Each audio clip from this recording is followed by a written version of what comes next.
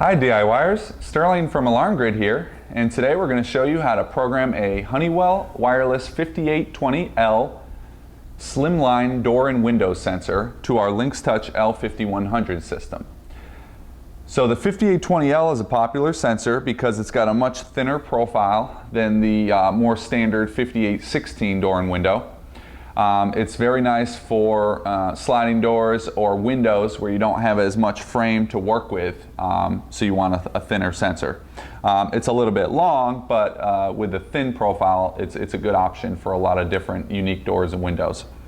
So, just like all Honeywell wireless sensors, it consists of a contact with an internal reed switch and then a magnet. The magnet only works on one side.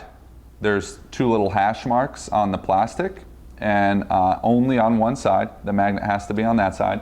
When the door or window opens, the magnet pulls away from the reed switch, which activates the alarm. So that's how the 5820L works. And now we're going to show you how to program it to a LYNX Touch L5100. So from the home screen, we're going to press More. Then we press Tools. Then we enter our installer code. This code is different than your master code that you use to arm and disarm. By default, it's 4112. We haven't changed it, so 4112 gets us in.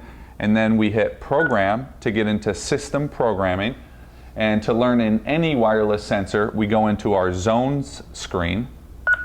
We have already some zones set up, so we're going to scroll down to our first available new zone. And zone 15, we're going to toggle it new, and then we're going to click Edit to actually program the zone.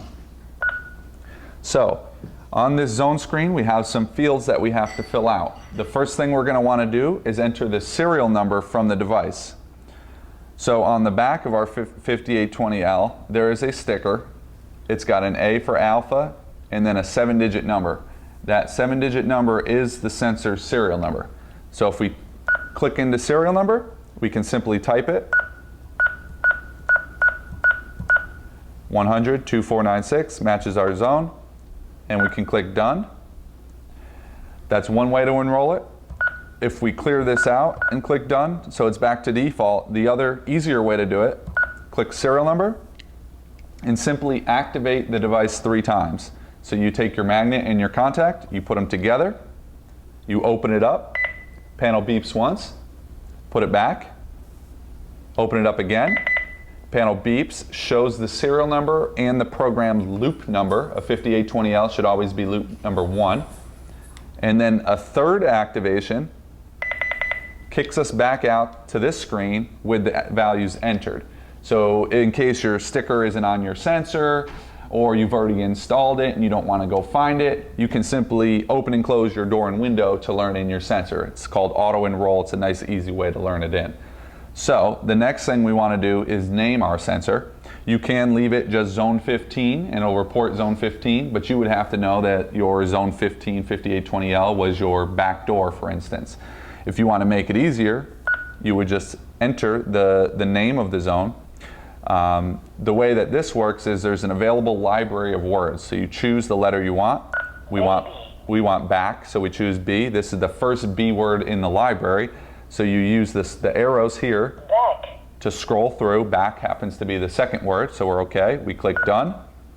And there is an option for a second word. However, the device type is a third word. And since we're going to make this just simply back door, we're going to choose device type door. And it will actually speak back door. There's no reason for us to have a zone descriptor 2. Let's say we had 2 back doors. You could name it back west door, or back east door, or back left door, back right door. So you would use that second descriptor as a way to differentiate from your 2 back doors. For us, we just have 1. We're going to leave it back door.